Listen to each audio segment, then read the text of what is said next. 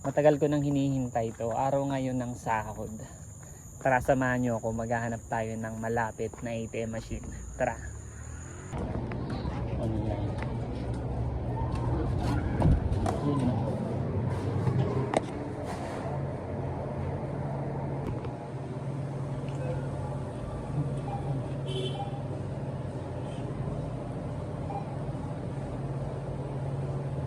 Three sinabi natin ngayon.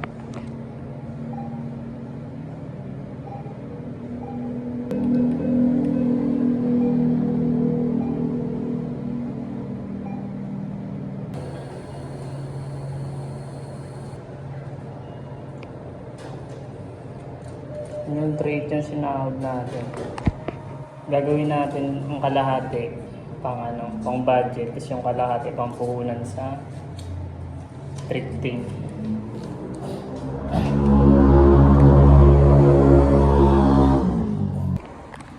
So sumahod tayo ngayon, kailangan din nating rewardan yung sarili natin.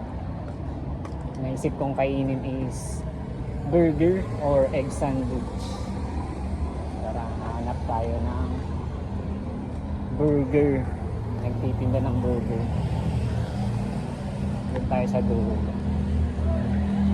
Siguro yung K-burger na lang bilhin natin. Nakita ko na yung burger machine dito. Ayun yung burger machine.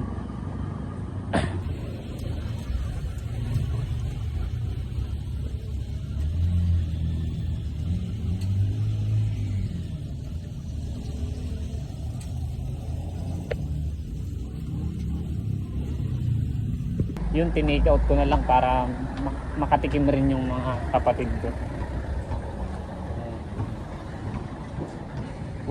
Ito yung natira sa sahod natin. Ano na lang siya?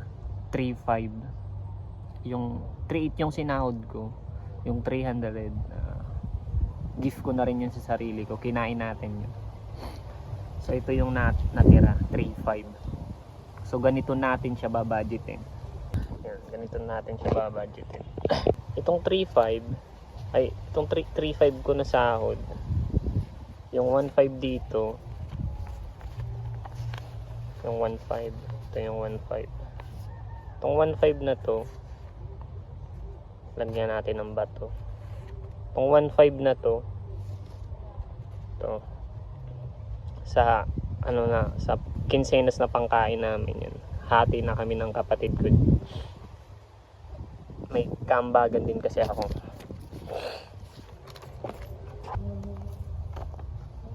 Kambagan ko sa pagkain yung kapatid ko. Tig 1.5 kami. Yun. Kasya na yun sa quincenas. Para sa susunod kong sahod. Tag 1.5 kami. Yun. Hati kami sa pangkain. Yung bahay namin naman yun. Hindi naman renta. So pagkain lang talaga. Tig 1.5 kami. At itong 500 pang ko na to, pang commute ko to, pamasahe, pang pamasahe, pang soft drinks, kung anong panload. Yan, yun na yung pagkakasyahin ko na yun hanggang quincenas. At itong natira na 1.5, ito natira na 1.5, itong natira, ito na yung gagamitin natin na pang puhunan, pampa-rolling dun sa thrifting natin, yung sa pang buy and sell. Ito na yung gagamitin natin. Kasi kapag hindi natin hiniwalay itong pangkain at itong pang thrifting, maniwala ka sa akin, maubos siya. Pupunta yan dito pang itong pangkain namin, baka pumunta to dito sa pang budget ko. Ito na yung budget ko hanggang quincenas. 500 lang sa akin. Ito lang yung pagkakasyahin ko sa quincenas. At ito yung binhi. Ito yung natin. Papalaguin natin itong 1.5 para makaalis tayo sa rat race ngayong taon. lahat ng matitira sa sahod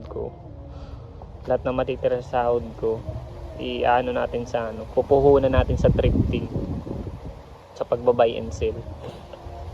Basta 1.5 lang talaga yung binibigay ko sa kapatid ko, kasi siya yung nagbabudget sa pangkain namin. Kasya naman talaga siya kasya naman siya, hindi naman nagreklamo kapatid ko, pero kasya talaga siya.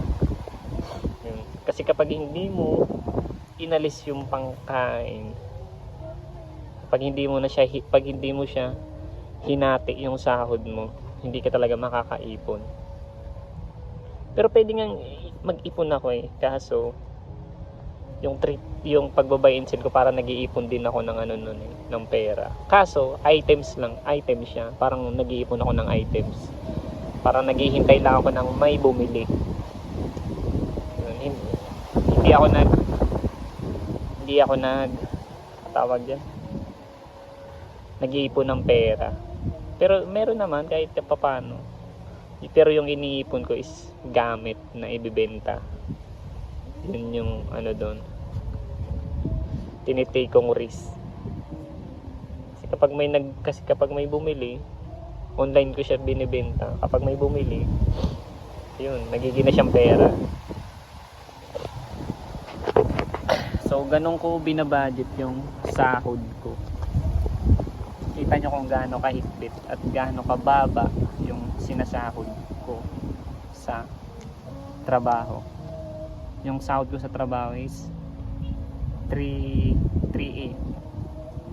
Yung 3.5 na lang tong hawak ko, kasi yung 300 kinain natin. Pumunta tayo sa burger shop kasi tig-rewardan din natin yung sarili natin. Nakikita nyo kung gaano kababa yung sahod. Kasi yung trabaho ko yung minimum wage earner lang ako kasi yung minimum dito sa Bicol is 50-50 pesos kada oras. Yun. Kung minimum wage earner ka dito sa Bicol, kung wala kang gagawin na something, maniwala ka sa akin, maubos ang buhay mo kakatrabaho. Maubos ang buhay mo kakatrabaho until ma-meet mo si Jesus. Until mamatay ka, kakatrabaho. Kaya kapag hindi ka gumawa ng something na katulad nitong ginagawa ko na diskarte, kapag hindi ka gumawa ng outside sa trabaho mo, outside sa 9 to 5 job mo, wala, matatrap ka talaga. At kung nag-benefit ka sa video na to, subscribe mo, like mo na rin para matulungan mo ako sa YouTube journey ko. At sana may natutunan ka. Maraming salamat.